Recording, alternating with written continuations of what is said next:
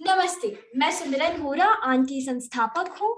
मेरा मानना है कि हमारी हिंदी हमारी आन बान और शान है। आज के जीवन काल में हमारे जिंदगी में हमारा इतिहास बेहद महत्वपूर्ण है और अगर हमें भारतीय इतिहास को जानना है तो इनसे अच्छा हमारे लिए कोई नहीं। चलिए आज के हम हमारे गेस्ट को वेलकम करते हैं, गगन मल्लिक। नमस्ते जी, आप कैसे हैं? और मुझे बहुत ही खुशी हो रही है सुमिरन कि आप जैसे यंगस्टर्स के मुंह से इतनी फ्लुएंट हिंदी सुनते हुए। I am really proud of you. बहुत अच्छा लग रहा है, बहुत जिसे कहते हैं ना, एक अद्भुत सी खुशी हो रही है कि आपको ऐसे हिंदी बोलते हुए देखते हुए।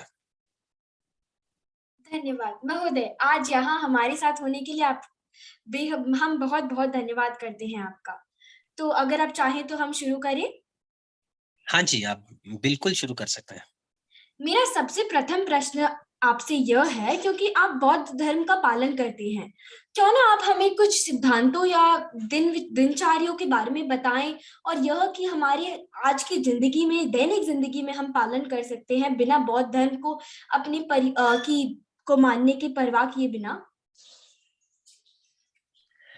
आपका सवाल बहुत अच्छा है। सबसे पहले मैं आपको ये कहना चाहूंगा कि जिसे हम बुद्धिज्म कहते हैं वो धर्म नहीं है, वो धर्म है ही नहीं, वो एक जीने का तरीका है। बुद्ध ने एक ऐसा जीने का तरीका दिया जिसे आप किसी भी धर्म को मानते हैं फिर भी आप वो जीने का तरीका अपना सकते हैं। और बुद्ध जानते थे कि हर कोई भिक्षु नहीं बन सकता, भिक्षुणी नहीं बन सकता, और उन्होंने सोचा कि कुछ ऐसा रास्ता भी निकालना चाहिए जिससे आपका जो जीवन है वो उसमें सुख ज्यादा हो और दुख कम हो जाए या दुख खत्म हो जाए। इसके लिए उन्होंने जिसे पंचशील वो कहते हैं, 5 प्रिसेप्ट्स निकाले। बहुत सिंपल है। पहला है नो लाइंग, जिसे आप झूठ मत बोलिए। दूसरा है नो स्टीलिंग, यानी कि आप चोरी मत कीजिए। तीसरा है नो किलिंग, कि किसी को आपको जान से नहीं मारना चाहिए। चौथा है नो इंटॉक्सिकेंट्स, शराब नशा किसी भी तरीके का नशे का सेवन ना करें। और पांचवा है नो सेक्सुअल मिसकंडक्ट। तो ये जो 5 प्रिसेप्ट्स उन्होंने दे रखे हैं, अगर इनका पालन हम अपने जीवन में करें, उससे कोई फर्क नहीं पड़ता कि ये कि आप कौन से धर्म से हैं। तो 5 सिंपल सी चीजें हैं। तो अगर आप ये सरल तरीके से इन पांचों का पालन करेंगे तो आपका जीवन पूरा सुखमय हो जाएगा। बुद्ध ने कहा है कि इसलिए पालन मत करिए क्योंकि मैं कह रहा हूं। वो ये कह रहे हैं कि आप इसे पहले पालन करिए, फिर आपके जीवन में सुख आता है, दुख दूर होते हैं, तो इसे मानिए और आगे बढ़िए। और मेरी बात आप मानिए, जब भी कोई भी इसी पंचशील का पालन करेगा उसका जीवन 100% जो है सुखमय होगा ही होगा। बुद्ध ने हाँ, मैं अपने आंसर्स को ज्यादा कॉम्प्लिकेट नहीं करना चाहता। मैं नहीं चाहता कि कोई कंफ्यूज हो या परेशान हो, इसलिए मैंने शॉर्ट में आपको ये बताया है। ये चीजें बहुत सरल हैं। नहीं तो उन्होंने पहले नोबल ट्रुथ की भी बात की है और अपने अष्टांग मार्ग की भी बात की है, बट पहला पड़ाव यही है कि 5 प्रिसेप्ट्स आप फॉलो करने की कोशिश कीजिए। और जरूरी नहीं है कि आप एक साथ ही 5 करने लगिए। आप सोचिए मैं एक एक करके 5 करूंगी। आज से मैं अब झूठ नहीं बोलूंगी, पहला। तो फिर आप जब आप पक्का हो जाए कि अब आप झूठ नहीं बोलते, फिर दूसरा ऐड कीजिए कि मैं कभी चोरी नहीं करूंगी। फिर जब वो पक्का हो जाए, ऐसे एक एक करके, और वो समय जरूर आएगा कि आप पंचशील मार्ग फॉलो करेंगे। जी। मैं आपके साथ इसलिए आसानी से बता रहा हूं क्योंकि आप जिस एज ग्रुप से हैं, जितनी आपकी उम्र है, तो मैं चाहता हूं जितने भी यंग बच्चे हैं वो आसानी से इस बात को सीख पाए। जी जी, मुझे मैंने सुनकर छोटा और बहुत खुशी हुई है कि आप हमें ऐसी चीजों का पालन करने बोलते हैं। तो ये सुन के मुझे ये जानने की उत्सुकता है कि अलग-अलग किरदारों में आपने खुद को ढाला है, तो उन किरदारों में ढालते समय आपको किन चीज़ों की कठिनाई आई? कौन-सी कठिनाइयाँ आपके पाथ में आई? देखिए सुमिरन, मैं अपने आप को बहुत भाग्यशाली समझता हूँ कि मुझे इतने बड़े किरदार निभाने का मौका मिला है। बुद्ध का किरदार, प्रभु राम का किरदार, श्री कृष्ण का किरदार, श्री विष्णु जी का किरदार, ये एक ऐसे किरदार हैं जो अगर आप भाग्यशाली नहीं हैं तो आपके जीवन में नहीं आते हैं। ये एक ऐसे किरदार हैं जो आपके जीवन को ही बदल देते हैं और कहीं न कहीं बहुत सारी खूबियाँ हर किरदार ने और बहुत सारी टीचिंग्स, बहुत सारी शिक्षा हर किरदार ने दी है। बुद्ध ने तो पूरा धम्म दे दिया कि उन्होंने देखा कि इस जीवन में ये जीवन जो है पूरा दुखों से भरा है। इस जीवन में खुशियाँ नहीं है। उन्हें एक राजकुमार थे, पैलेस में रखा, राज्य से बाहर नहीं जाने दिया। जब वो गए बाहर तो उन्होंने देखा, पहली बार तो उन्होंने बूढ़ा आदमी देखा, उन्होंने पहली बार बीमारी देखी, उन्होंने पहली बार एक मृतक शरीर देखा, तो पहली बार एक संत देखा, तो उन्हें समझ में नहीं आया कि भई ये कौन है? फिर उन्होंने कहा कि इन दुखों से हम बाहर कैसे जा सकते हैं? जब उन्होंने सब कुछ देखा तो उन्होंने उसके लिए धम्म ढूँढ कर लोगों को दिया। धम्म के लिए बहुत उन्होंने कठिनाइयों का सामना किया, बहुत मेहनत की। उन वो जब आप ये उनके बारे में पढ़ते हैं, तो आप अंदर से, दिमाग से, दिल से, हर तरीके से एक अलग-सा बदलाव आता है आपकी ज़िंदगी में। तो मैंने जब धम्म पढ़ा, सोचो मेरे पास तो ऐसा बदलाव आया कि मैंने उसके बाद पूरा ही बौद्ध हो गया। मैं बुद्धिज़्म की सारी टीचिंग्स ही फ़ॉलो करने लगा। प्रभु राम की बात करें, अब राम जी को मर्यादा पुरुषोत्तम कहा गया है। उनसे ये सीखा कि धर्म की हमेशा जीत होगी और अधर्म की हमेशा हार होगी। आप अगर सही रास्ते पर चल रहे हैं अपने जीवन पर, समय लग सकता है लेकिन जीत आपकी होगी। और अगर आप गलत रास्ते पर चल रहे हैं, झूठ के रास्ते पर चल रहे हैं, सत्य के रास्ते पे नहीं चल रहे हैं, तो आपकी हार तय है। समय लग सकता है जल्द या कम, बट हार तय है। ये उनसे सीखा। मर्यादाओं का पालन करना है, वो उसके लिए बहुत ही पक्के थे। रघुवंशी थे, प्राण जाए पर वचन ना जाए। उनसे सीखा कि उनके लिए क्या कहते हैं जिसे कोई भी बात हो, अगर उन्होंने किसी को वचन दिया है या इंग्लिश में कहेंगे या प्रॉमिस किया है, तो वो कभी नहीं उन्होंने तोड़ा। चाहे उन्हें 14 वर्ष का वनवास काटना पड़ा, लेकिन क्योंकि पिता ने माता को वचन दिया था, तो वो 14 वर्ष के वनवास के लिए खुशी-खुशी चले गए। वो एक राम एक ऐसे इंसान थे, उस समय राजाओं की बहुत सारी पत्नियाँ हुआ करती थी, बहुत सारी शादियाँ करते थे वो। लेकिन एक पत्नी की प्रथा भी जो है, वो भी प्रभु राम ने चलाई थी, कि सीता से करने के बाद कि मैं सब जीवन में सिर्फ एक स्त्री से शादी करूँगा। वो प्रथा वहाँ से चली। भाइयों का प्यार, आज की तारीख में आप देखते हैं, भाई-भाई से लड़ रहा है, पैसे के लिए लड़ रहा है, कितनी सारी चीज़ों के लिए लड़ रहा है। वो राम के किरदार में देखने को मिलता है, कि कैसे वो अपने भाइयों को उन्होंने प्यार दिया, कैसे उन्होंने अपने माता-पिता का आदर किया। कैकेयी ने उन्हें 14 वर्ष का जब वनवास दिया था, तो वो परेशान थी, तो उन्होंने कहा कि आप इतने परेशान आपको होने की ज़रूरत ही नहीं है। आपकी ये छोटी-सी ख्वाहिश है, मैं यूँ पूरी करके आऊँगा। कभी भी उन्होंने भेदभाव नहीं रखा उसके बाद भी। ये थे राम, हमेशा अपनी मर्यादा में रहे। तो उनसे भी इतना कुछ सीखने को मिलता है, इतना मतलब जिसे शब्दों में बयाँ करना बड़ा मुश्किल है। ये बहुत बड़ी शिक्षाएँ हैं। कृष्ण जिसे हमेशा सर्वोत्तम कहा गया है, 16 कला संपूर्ण कहा गया है, जिन्होंने गीता का ज्ञान से पूरे संसार को रोशनी दे दी। तो ऐसे श्री कृष्ण थे। अगर कहते हैं कि अगर आपने एक बार गीता पढ़ ली तो अपने जीवन में कभी मार नहीं खा सकते, आपको सब कुछ हर बात का जीवन में ज्ञान हो जाएगा। उस गीता में सब कुछ समाहित है। ऐसे थे श्री कृष्ण। विष्णु जी तो उन्हीं से ही सब कुछ सृष्टि चली, उन्हीं के अवतार बने। तो जब ये बड़े आप किरदार करते हैं तो आपके कंधों पर काफ़ी बोझ होता है, तो आप जब किरदार करते हैं तो उनके बारे में पढ़ते हैं, उनकी शिक्षाओं को पढ़ते हैं, तो आपके जीवन में बहुत बड़ा असर आता है, काफ़ी कुछ चेंज हो जाता है। इसलिए हम कहते हैं कि अ, बच्चों को कहा कहना चाहिए कि आप थोड़ा बुद्ध का धम्म पढ़ो, थोड़ी टीचिंग्स पढ़ो, थोड़ा राम के किरदार में पढ़ो, रामायण को भी देखो, गीता पढ़ो, गीता देखो। ऐसे और जितने भी और अच्छी-अच्छी किताबें हैं, अलग-अलग धर्मों की भी हैं, लेकिन पढ़िए सबके, और जो उसका अच्छी चीज़ आप ले सकते हैं, उसमें बहुत सारी अच्छी चीज़ें ऐसी हैं, जो आपको बहुत कुछ सिखाती हैं, उसे अपने जीवन में लाइए और अपना जीवन को अच्छा बनाइए। बुद्ध का धम्म सबसे प्रैक्टिकल लगता है मुझे, अगर मेरे निजी आप पूछेंगे तो, जो हम अपने कोई भी अपने जीवन में ला सकता है और अपने जीवन को सुखमय बना सकता है। मेरा जीवन तो टोटल बदल गया, ऐसे इतने बड़े किरदार करने के बाद। आपसे वार्तालाप करके मुझे 2 चीज़ें मेरे दिमाग पे आ रही है। सबसे पहली चीज़, दुख में सुमिरन सब करे, सुख में करे न कोई, सुख में जो हम्म, सुमिरन करे, दुख काहे को होए। और मैंने क्योंकि हम्म, गीता पढ़ी है, और हम्म, तो मैं उससे एक चीज बोलना चाहूंगी।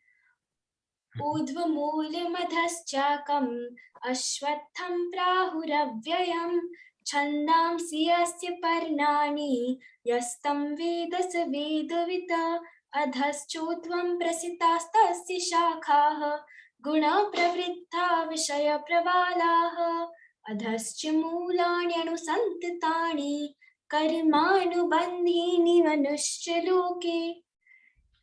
ये दोनों मेरे दिमाग में पूरे हर समय रहते हैं, क्योंकि ये हमारे जीवन में इसकी बहुत प्रासंगिकता है। और अगर हम प्रासंगिकता की बात करें, तो आपने रामायण में राम और संकट मोचन महाबली हनुमान और बुद्ध जैसे इतनी सारी भूमिकाएं निभाई हैं। इसलिए आपके हिसाब से भारतीय इतिहास में ऐसी ऐतिहासिक चीजों की क्या प्रासंगिकता है? देखिए कि हिंदुओं के जीवन का जो आधार है वो रामायण है। हमारे संस्कार कहाँ से आए आप जानते हैं? वो रामायण से ही आए हैं। तो मुझे लगता है कि इससे इंपॉर्टेंट चीज हिंदुओं के लिए रामायण से कोई भी ज्यादा नहीं है। महाभारत की अगर हम बात करें, है ना, महाभारत, एक ही महाभारत में सब कुछ समाया हुआ है, जितना कहूं कम है। सही राह क्या है, गलत क्या है, क्या सही है, उसमें मैं अगर छोटी सी चीजें कहूं तो जुआ खेलना कितनी बुरी बात है। मैं एकदम मानती हूँ आपकी हर बात। तो मेरे विचार में आपने जैसे हमें बताया, बौद्ध धर्म एक शुद्ध धर्म है, और मैं जानने के लिए उत्सुक हूँ कि बौद्ध धर्म के मार्गदर्शन करने के लिए आपको कैसे उत्सुकता आई, आपने कैसे ये शुरू किया? ये भी कहानी ऐसी है कि मैं श्रीलंका में एक फिल्म के लिए, ऑडिशन के लिए मुझे बुलाया गया और कहा कि भगवान बुद्ध पे एक फिल्म बनाई जा रही है और आपको उसका ऑडिशन देना है, टेस्ट देना है। तो मैंने कहा ठीक है।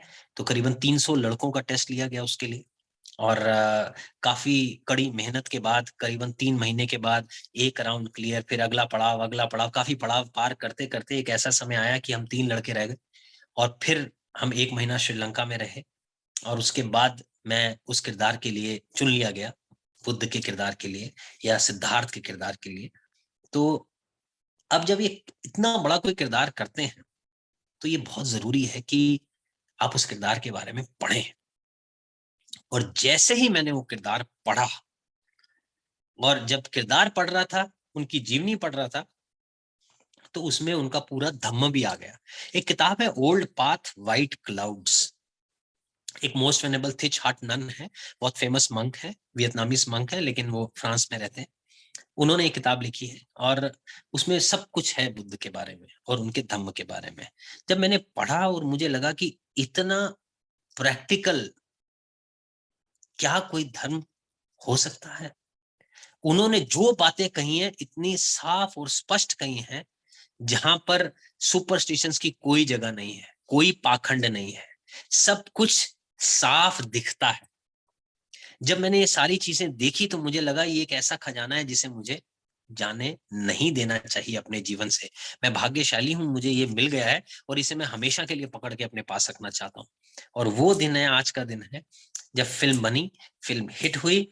ये सब हिट होने के बाद मैंने भी बौद्ध धर्म को अपनाया और आज उसका प्रचार प्रसार देश विदेश में सभी जगह मैं करता हूँ। इसलिए नहीं कि मेरी कोई अपनी चाहत है यहाँ पर, इसलिए कि मैं भी ये चाहता हूँ जो बुद्ध का धम्म है वो लोगों तक पहुंचे ताकि उनका जीवन सुखमय हो सके। इसलिए मेरे जीवन में इतना बड़ा बदलाव आया। उसके लिए जब आप और अच्छे से पढ़ेंगे उनके अष्टांग मार्ग को, उनके 4 नोबल ट्रूथ को, 5 प्रिंसिपल्स मैंने आपको बताए, तो आपको समझ में आएगा कि कितनी प्रैक्टिकल और साफ और स्पष्ट टीचिंग्स है उनकी और धम्म है। मेरा प्रथम प्रश्न मेरा आखिरी सॉरी मेरी मेरा आखिरी प्रश्न आपसे यह है कि आज की महिलाओं, आज की बच्चियों को इतना कुछ झेलना पड़ता है, उन्हें कितनी कुछ चीजें कही जाती है, जैसे कि उनके कपड़ों के बारे में, उनके दिखने के स्टाइल के बारे में, किसी भी चीज के बारे में। वो यहाँ जाए तो बोले, वहां जाए तो बोले। आप उनको क्या बोलना चाहेंगे? आज आपकी युविकाओं को क्या बोलना चाहेंगे? देखिए, ये भेदभाव मेरे हिसाब से अगर आप समझें तो ये भेदभाव करना गलत है, ये भेदभाव करना ठीक नहीं है। जितनी आजादी आदमी को है उतनी आजादी औरत को भी होनी चाहिए, क्योंकि हम देखा जाए तो हम मनुष्य हैं। आदमी और औरत का जो डिफरेंस है वो बनाया किसने है कि भाई आदमी ऐसा है और औरत ऐसे नहीं, वो हम लोगों ने, ये सोसाइटी ने ही बना दिया है ना। उसको औरत को कमजोर दिखाया गया, लेकिन सबसे ज्यादा शक्तिशाली औरत है। वो भूल जाते हैं हमें पैदा करने वाली भी एक औरत है, तो हमारे से ज्यादा शक्तिशाली औरत है, एक माँ के रूप में, एक बहन के रूप में, एक पत्नी के रूप में। तो मुझे ऐसा लगता है कि जो लोग महिलाओं को रोकते हैं, उनकी पढ़ाई के लिए रोकते हैं, उनके कपड़ों के लिए टोकते हैं, या और चीजों के लिए, उनकी एजुकेशन के लिए, या बहुत सारी और ऐसी चीजें हैं जिनके लिए वो रोका टोकी उनको की जाती है, वो बिल्कुल गलत है। और इस चीज का भी ख्याल रखना होगा। ये बात गलत है कि उनको रोका टोका जाए, जैसे हम लड़कों को भी रोकते हैं उसी चीजों के लिए लड़कियों को भी रोकना जरूरी है कि कहीं ये महिला को थोड़ा बहुत ये भी समझना होगा, कई जगह पे उनको भी अपनी मर्यादा में रहना भी बहुत जरूरी है। ये हमारे धर्म ने भी सिखाया है।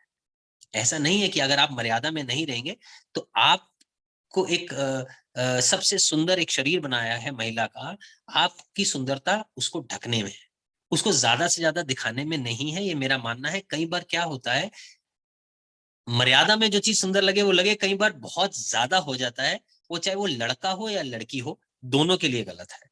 आदमी है, मुझे लगता है कि भाई कई सारी चीजें हैं, उसको भी मर्यादा में रह के सारी हरकतें करनी चाहिए, है ना। ज्यादा कई लोग ऐसा मैं देखता हूँ नशे के उसमें चले जाते हैं, कई बार कपड़े लत्ते को भी लेके आदमी के लोगों के ऊपर भी प्रश्न उठते हैं। तो इन सारी चीजों का ख्याल रखना चाहिए, आदमी हो या औरत हो।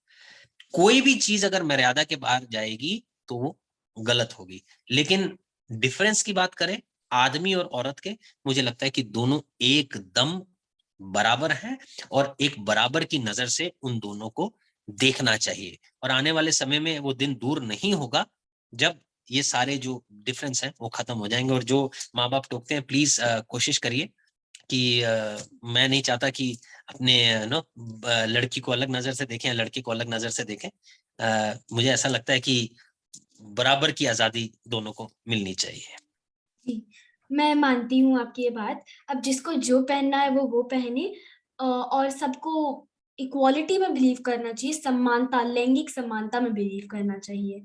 तो आज हम यहीं बिल्कुल, पे रोकते हैं, और धन्यवाद, हम बहुत बहुत धन्यवाद है आपका, हमारा, कि आप यहाँ पे हमारे साथ मौजूद हैं। Thank you so much. मैं आपको जानने से पहले एक बात ये बता देना जी। चाहता हूँ, ये बात सभी को समझना होगा। कई बार हम क्या करते हैं, बातों को अपने अनुसार सही और गलत बना देते हैं।